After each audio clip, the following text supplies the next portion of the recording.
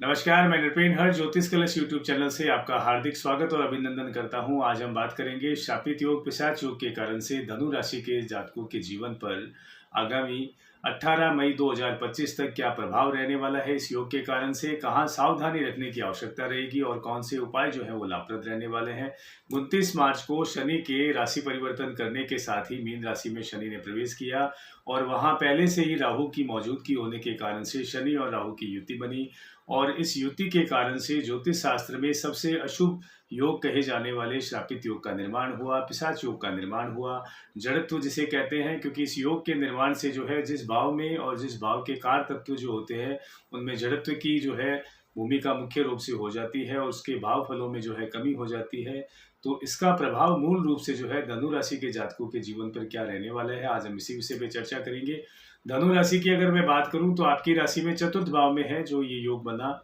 और 29 मार्च से इस योग का जो है निर्माण हुआ, जो कि 18 मई 2025 तक जो है रहने वाला है। यानी कि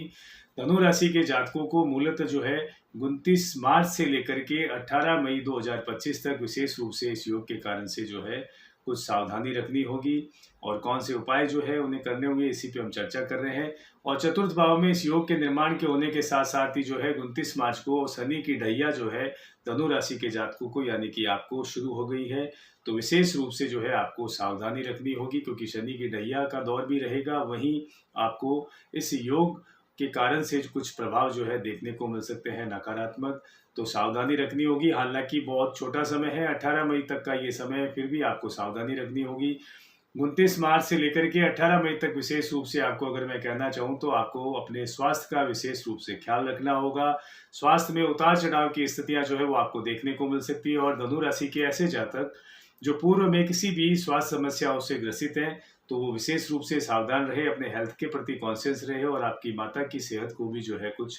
प्रभावित इस योग के कारण से आपको देखने को मिल सकता है कि उनके स्वास्थ्य में कुछ उतार चढ़ाव की स्थितियां बन सकती है। अब मेरा कहने का मतलब ये नहीं है कि धनु राशि के सभी जातकों की माताएं बीमार होंगी। जिन जातकों की माता जी को पूर्व में किसी भी बीमारी के कारण से परेशानी हो रही है या पूर्व में कोई भी चिकित्सक परामर्श के द्वारा उनका कोई ट्रीटमेंट चल रहा है तो उन्हें अब जो है आपको विशेष रूप से हेल्थ कॉन्शियस उनके प्रति आपको होना पड़ेगा क्योंकि उनके स्वास्थ्य में कुछ उतार चढ़ाव की स्थितियां हो सकती है और पूर्व के किसी भी स्वास्थ्य समस्या के कारण से वो परेशान हो सकते हैं और आप स्वयं अपने स्वास्थ्य का भी ख्याल रखें क्योंकि इस योग के कारण से आपके हेल्थ का अगर मैं देखूं तो हेल्थ के अनुसार जो है काफ़ी उतार चढ़ाव आपको 18 मई 2025 तक देखने को मिल सकते हैं। वही परिवार में अशांति का माहौल बन सकता है क्योंकि चतुर्थ भाव में ये योग बनने के कारण से परिवार में, कुटुंबजनों में और आपके रिलेशन में जो भी आपके सगे संबंधी है तो उनमें आपका कुछ वैचारिक मतभेद होना, विवाद होना, अशांति का माहौल होना और आपके कारण से जो है ये अशांति हो सकती है क्योंकि आपकी वाणी में इस योग के कारण से दोष आ सकता है। तो यहाँ आप विशेष रूप से ये ध्यान रखें कि आप जब भी समाज में और सोसाइटी में और अपने परिवार में संवाद करें तो विशेष सावधानी रखें और संवाद शैली में थोड़ी जो है आप जो है थोड़ा सामने वाले का जो है पद, गरिमा और उनके रिलेशन को जो है आप ध्यान में रखते हुए संवाद करते हैं तो इस विवादग्रस्त स्थितियों से जो है आप बच सकते हैं और अलगाव की स्थितियों से जो है वो आप बच सकते हैं क्योंकि आपके कुटुंब परिवार में और सोसाइटी में आपके विवाद होने की संभावना है। आपकी वाणी के कारण से कुछ उतार चढ़ाव आ सकते हैं तो आप संयम रखें, धैर्य रखें और अपने वाणी को नपे तुले शब्दों के साथ उपयोग करें। 18 मई 2025 तक तो लाभ की स्थिति में रहेंगे और परिवार में आपको संतुलन बनाकर चलना होगा। समाज में, सोसाइटी में जहां आप रहते हैं वहां पर भी आपको संतुलन बना करके 18 मई तक रखना होगा और आपके स्थान परिवर्तन के भी योग जो है इस योग के कारण से बनते हुए नजर आ रहे हैं। तो कार्य क्षेत्र में आपका स्थानांतरण ऐसी जगह हो सकता है कि आपका जन्म स्थान से आप अन्यत्र कहीं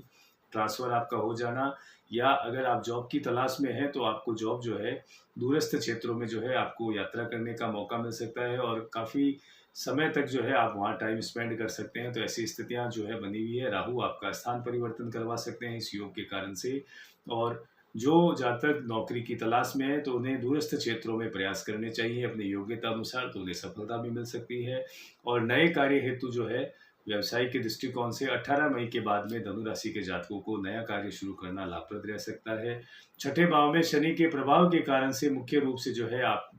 कर्ज से मुक्ति आपको मिलेगी। पूर्व में चले आ रहे कर्ज से अब आपको राहत मिल सकती है। वहीं आपको यहाँ मैं कहना चाहूँगा कि उधार के लेन-देन से आपको बचना होगा। अगर आप इस अवधि में किसी को भी उधार का पैसा देते हैं, तो पैसा फँसने के साथ-साथ आपके रिश्ते में भी जो है कुछ उतार-चढ़ाव की स्थितियाँ जो है वो आ सकती है। इस उधार के लेन-देन के कारण से तो आपको ना तो किसी को उधार देना है और ना ही किसी से कोई नया कर्ज आपको लेना है, क्योंकि ये कर्ज और ये उधार का लेन-देन आपको जो है आगे चल कर के परेशानी में ला सकता है। शत्रु विरोधी जो है वो आपके परास्त होंगे, क्योंकि शनि का प्रभाव छठे भाव में होने के कारण से शत्रु और विरोधी अब शांत होंगे। कुछ मानसिक शांति का आप अनुभव करेंगे। आप अपनी ईर्ष्या और द्वेष के कारण से जो शत्रु आपकी पीठ पीछे आपकी क्रिटिसाइज करते थे उसमें और उनकी संख्याओं में अब कमी होगी, तो जिससे आप एक और राहत पाएंगे। वहीं दूसरी ओर जो है वो आपकी पारिवारिक अशांति के कारण से आप जो है कुछ स्ट्रेस तनाव ले सकते हैं। अगर मैं उपायों की बात करूं तो इस युक्ति के कारण से धनु राशि के जातकों को मुख्य रूप से जो है अपनी मानसिक शांति हेतु जो है आपको, या मैं कहना चाहूँगा, कच्चे दूध में काले तिल मिला करके नियमित रूप से शिवलिंग का अभिषेक करना लाभप्रद रह सकता है। और शनि मंदिर में आपको तेल और तिल का दान शनिवार के दिन करना लाभ की स्थिति में रख सकता है। एक नए विषय और एक नई राशि के साथ में फिर से मुलाकात होगी। तब तक के लिए मैं नृपेन हर्ष बहुत बहुत शुभकामनाओं सहित आज्ञा चाहता हूँ। नमस्कार।